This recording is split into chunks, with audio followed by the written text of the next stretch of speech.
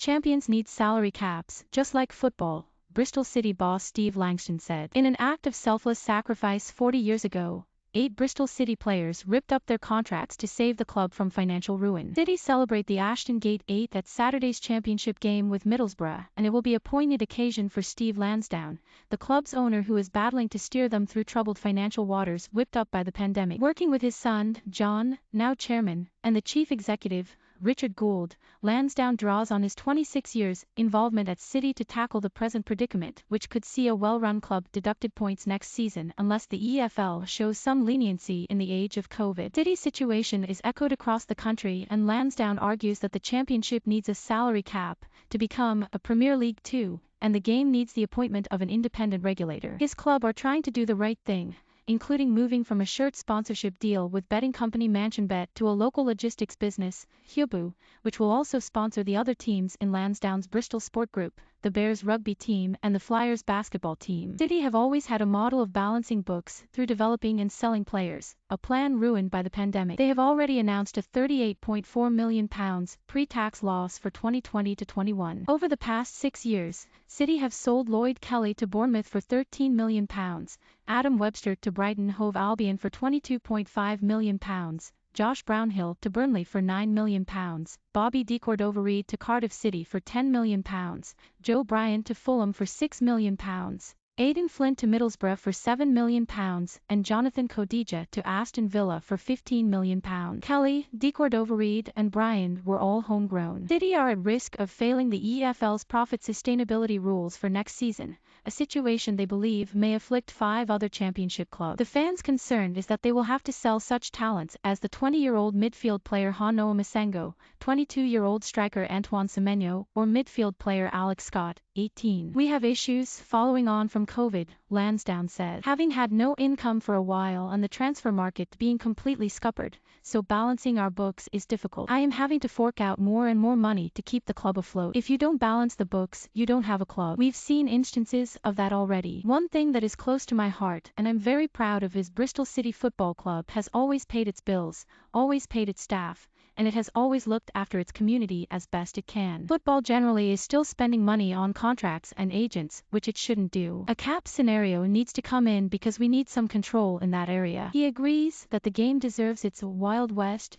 image to a degree. I think it's fair in certain places. I've been in football for 26 years and somebody's always prepared to pay more. Somebody's always prepared to push the boundaries. Somebody's always prepared to perhaps do an underhanded deal somewhere. Football is its own worst enemy in a way. Lansdown, who built up a successful financial services company, looks at the way Derby County overstretched themselves under Mel Morris attempting to get into the Premier League. Derby was a prime example of where the numbers run have away from the club, he said. You're always going to get a Derby because there will always be somebody, like you had with Saracens in rugby who were successful because they overstepped the mark. We have to have some form of salary cap. I've always been a free marketeer, but having been in rugby a lot, I've seen how the cap works there. It's not perfect, but it gives you control over those salaries, and it makes your managers and other people work within a budget. It makes coaches better. I remember having a conversation with Lee Johnson a few years ago saying in this scenario it doesn't mean going out and looking for this better player. It means you coach what you've got better. Our plan is developing the younger players, so we've invested into our academy. We have great training facilities now with the Robbins High Performance Center, and our recruitment is looking to have younger players that have development value. Fans always like to see a name coming in, but we can't really afford that. If you've been in the championship for a long time like we have, without ever having featured in the promised land, the problem is you don't have those parachute payments. The championship has effectively got to become Premier League 2, and a better distribution of the monies down through the pyramid would improve things. The parachute payments don't really help. Stoke is a good example. A very well-run club. They've had the parachute payments, they spent it and haven't made it, so they're having to readjust quite a lot. You've had the Boltons in the past that have got it wrong and gone all the way down. It's more controlling expenditure when you come down. Parachute payments create an unfair playing field. Lansdown can see the former sports minister Tracy Crouch's proposal for an independent regulator happening. I think it's inevitable, Lansdown says. Personally, I don't really feel we should have one for any sport. You should be responsible enough to stand on your own 2 feet.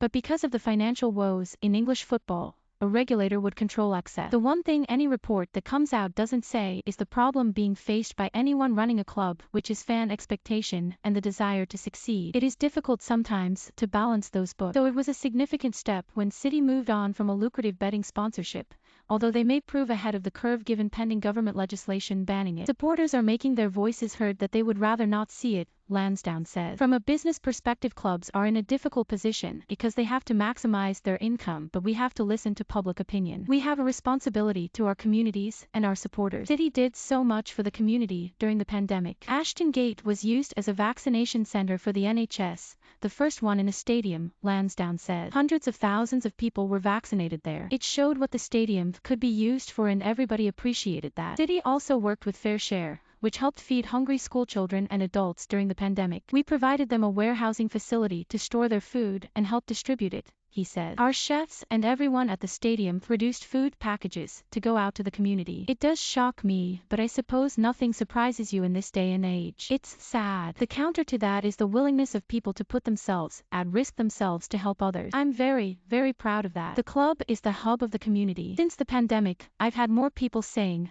"Thank you," and being appreciative, which is nice. I've also had a few people saying I should be spending a lot more. So nothing changes there. Bristol is a great city, but it probably doesn't know it. I've always felt that Bristol is successful in spite of itself. It puts itself down too much. It doesn't push itself forward enough. But there is a buzz here. Lots of great industries like Hubu, a local business in a growing industry, e-commerce fulfillment, and a partner we are glad to be associated with. Bristol still runs in the same old way, with the same council problems, and sometimes I feel exasperated. But Bristol's a great place to live. Students love it. There's a great nightlife. What we're doing with Ashton Gate is creating a destination for people to come and enjoy sports and other events. And salute the Ashton Gate 8 on Saturday, the closest home fixture to the 40th anniversary of February 3, 1982. The 8 players who ripped up their contracts that day: Peter Aitken, Chris Garland, Jimmy Mann, Julian Marshall, Jeff Merrick, David Rogers, Jerry Sweeney and Trevor Tainton, and their families have been invited to the game. There will be a pre-match parade and applause in the 8th minute.